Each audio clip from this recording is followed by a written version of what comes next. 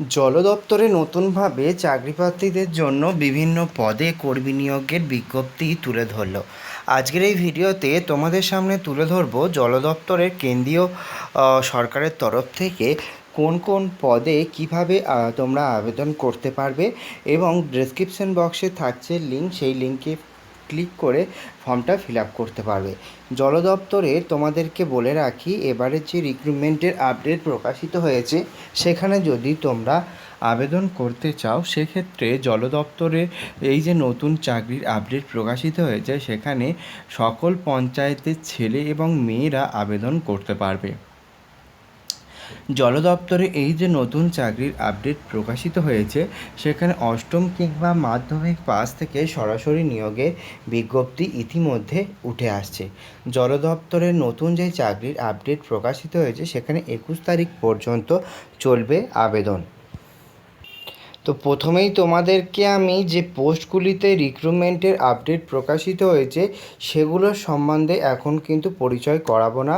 তার আগে এখানে তোমাদের অফলাইনে ফর্ম ফিল আপ করার পদ্ধতি সেটা কিন্তু জানানোর চেষ্টা করব। কারণ অফলাইনের ফর্মের পদ্ধতি যারা কিন্তু ফিল আপ করে অনেকেই ভুল করে থাকে। সেক্ষেত্রে চাকরি প্রার্থীদের অফলাইনে এই যে নতুন চাকরির আপডেট প্রকাশিত হয়েছে সেখানে কিভাবে ফর্ম ফিল আপ করতে হবে আজকের এই ভিডিওতে তোমাদের সাথে শেয়ার করব। কেন্দ্র সরকারের তরফ থেকে বিভিন্ন পঞ্চায়েতের আন্ডারে এই যে নতুন চাকরির আপডেট প্রকাশিত হয়েছে সেখানে পুরুষ এবং মহিলা দুজনকেই কিন্তু রিক্রুটমেন্ট করা হচ্ছে।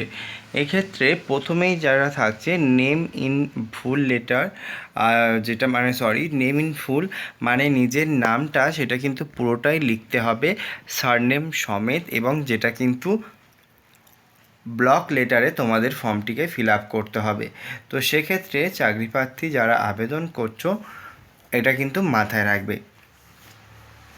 সেকেন্ড হচ্ছে ফাদার কিংবা হাজব্যান্ড নেম। এক্ষেত্রে যদি কোনো চাকরি প্রার্থী আবেদন করতে চায় তার নাম, এবং অথবা যদি কোনো বিবাহিতা ক্যান্ডিডেট আবেদন করতে চায় তার হাজব্যান্ড নেম এখানে কিন্তু লিখতে হবে। থার্ড নাম্বারে ডেট অফ বার্থ এখানে রাখা হয়েছে। তো চাকরি প্রার্থী যার ডেট অফ বার্থ রয়েছে সার্টিফিকেট অনুযায়ী সেটা কিন্তু এখানে লিখবে। অবশ্যই করে কিন্তু এটা এখানে তোমাদের লিখতে হবে, এবং সার্টিফিকেটে যার থাকবে সেটা কিন্তু তোমার এখানে লিখে দিতে হবে। তারপরে আসছি প্রেজেন্ট অ্যাড্রেস, এবং এই প্রেজেন্ট অ্যাড্রেসের মধ্যে village, post, PS, block, district, pincode সমস্ত কিছুই রয়েছে। তো যে সমস্ত ক্যান্ডিডেট আবেদন করতে ইচ্ছুক তারা যদি ফর্ম ফিল আপ করতে চাও এটা কিন্তু মাথায় রাখবে, এবং এখান থেকেই কিন্তু আবেদন করতে হবে। ভিলেজ, ওয়ার্ড নাম্বার, পিও, পিএস এগুলো কিন্তু প্রত্যেকটি তোমার এখানে লিখতে হবে। পার্মানেন্ট অ্যাড্রেসের মধ্যেও কিন্তু তোমরা এটা সমস্ত কিছু দিতে পারো, যেখানে ভিলেজ, ওয়ার্ড নাম্বার, পিও, পিএস, ব্লক এগুলোও কিন্তু তোমাদের থাকবে। তার সাথে 6 নম্বরে আসছি, এটা কিন্তু এডুকেশন কোয়ালিফিকেশান। চাকরি প্রার্থী যারা আবেদন করতে ইচ্ছুক তারা তাদের এডুকেশন কোয়ালিফিকেশান, যে পোস্টের জন্য আবেদন করছো সেই পোস্টের কী শিক্ষাগত যোগ্যতা রয়েছে সেটা কিন্তু এখানে লিখতে হবে। প্রথমেই বলে রাখি, অষ্টম শ্রেণী থেকে কিন্তু নিয়োগের এই আপডেট প্রকাশিত হয়েছে, যেখানে কিন্তু তোমরা ফর্ম ফিল আপ করতে পারবে। Name of the examination, board, year of passing, total marks, marks obtain, percentage of marks এগুলো কিন্তু তোমার এখানে লিখতে হবে। অবশ্যই যার যত পার্সেন্ট মার্কস রয়েছে, ইউনিভার্সিটিস বা বোর্ড কী ছিল সেটা কিন্তু এখানে লিখে দিতে হবে। তারপরে 7 নম্বরে আসছি, whether SC ST OBC candidate, কার কী ক্যাটাগরি রয়েছে। যদি ক্যান্ডিডেট এসসি এসটি হয়ে থাকে অবশ্যই তার সার্টিফিকেট থাকতে হবে।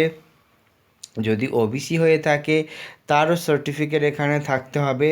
এবং এক্সপিরিয়েন্সের কথা যদি বলি, যদি ক্যান্ডিডেট কোনো এক্সপিরিয়েন্স থেকে থাকে তার সেই ডিটেলসটাও কিন্তু এখানে তোমরা মেনশন করতে পারো, যেটা কিন্তু তোমাদের পরে গিয়ে মোটামুটি একটা অ্যাডভান্টেজ কিন্তু পেতে পারবে। এবারে আসি, এখানে বলা হচ্ছে এই ফর্মের সাথে কী কী ডকুমেন্টস পাঠাতে হবে। Proof of age, proof of permanent residential, caste certificate, Aadhaar card, voter card, experience certificate এবং পাসপোর্ট সাইজ ফটোগ্রাফ। এই সমস্ত ডিটেলস এখানে কিন্তু লাগবে এবং এখান থেকেই সমস্ত ডিটেলস দিয়েই কিন্তু ফর্মটিকে ফিল আপ করতে হবে এবং এই সমস্ত কিছু কিন্তু তোমরা সেলফ অ্যাটেস্টেড করে জেরক্স করেই কিন্তু আবেদন করতে পারবে। ডেট, প্লেস এবং সিগনেচার করতে হবে। তবে এবার তোমাদের সাথে পরিচয় করাবো কোন কোন পদের জন্য তোমরা আবেদন করতে পারছো। প্রথমেই জানিয়ে রাখি, যেহেতু এখানে প্রচুর ধরনের পদ প্রকাশিত হয়েছে, সেহেতু তোমরা যে কোনো একটি পদের জন্য এখানে আবেদন করতে পারো। ফার্স্ট পোস্ট যেটা কিন্তু রাখা হয়েছে সুপারিনটেন্ডেন্টের আন্ডারে 18 থেকে 40 বছর পর্যন্ত গ্র্যাজুয়েশন পাস করতে হবে এবং প্রায় 15,000 টাকা পর্যন্ত বেতন দেওয়া হবে। তারপরে রয়েছে কেয়ারটেকারের পদে, সেখানেও কিন্তু 18 থেকে 40 বছর মাধ্যমিক পাস করতে হবে এবং 9,000 টাকা পর্যন্ত বেতন। বাংলা, ইংরাজি এবং বাংলায় কথা বলা, লেখা এগুলো কিন্তু জানতে হবে।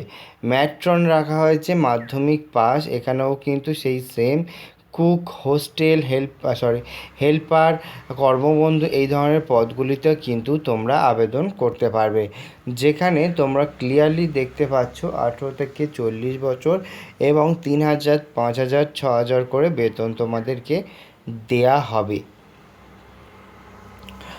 এখানে আবেদন করার জন্য চাকরি প্রার্থীরা কিন্তু ফর্মটিকে অফলাইনের মাধ্যমে ফিল আপ করতে হবে, যেমনটি দেখালাম। এখানে যারা আবেদন করছো তাদের রিটেন এক্সাম হবে কিন্তু সুপারিনটেন্ডেন্ট, কেয়ারটেকার, ম্যাট্রনের জন্য। বাকি কুক, হেল্পার, কর্মবন্ধু এগুলোর জন্য কোনো রকম লিখিত পরীক্ষা হবে না, ইন্টারভিউ হবে 25 নাম্বার করে। এরপরে জানিয়ে রাখি, যারা আবেদন করছো তারা অবশ্যই এই পদগুলির জন্য ইংরাজি, বাংলা, জেনারেল নলেজ এবং অ্যারিথমেটিক এই 4টি সাবজেক্টে কিন্তু কোশ্চেন আসবে এবং 100 নাম্বারের কিন্তু পরীক্ষা হবে। তো যে সমস্ত ক্যান্ডিডেট আবেদন করছো তারা যদি ফর্ম ফিল আপ করতে চাও, এগুলো কিন্তু মাথায় রাখতে হবে এবং এগুলোকে দিয়েই কিন্তু ফর্ম ফিল আপ করতে হবে। তার সাথে সাথে তোমাদেরকে জানিয়ে রাখি, এখানে কোনো রকম আবেদন মূল্য লাগছে না, পুরোপুরি বিনামূল্যে আবেদন করতে পারবে।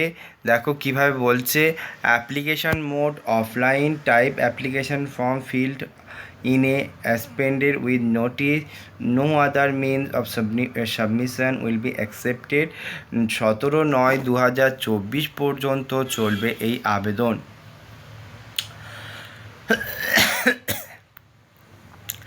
যারা আবেদন করছো তাদের সিলেকশন প্রসেসটাও বলে দিলাম এবং যে সমস্ত ক্যান্ডিডেট আবেদন করবে তাদের আবেদনপত্রটা কিভাবে পাঠাতে হবে সেটাও কিন্তু বলে দিলাম। তো আর দেরি না করে তোমরা কিন্তু ফর্মটিকে ফিল আপ করতে পারো। ডেসক্রিপশন বক্সে থাকছে link. Thank you friend, thank you for watching this video.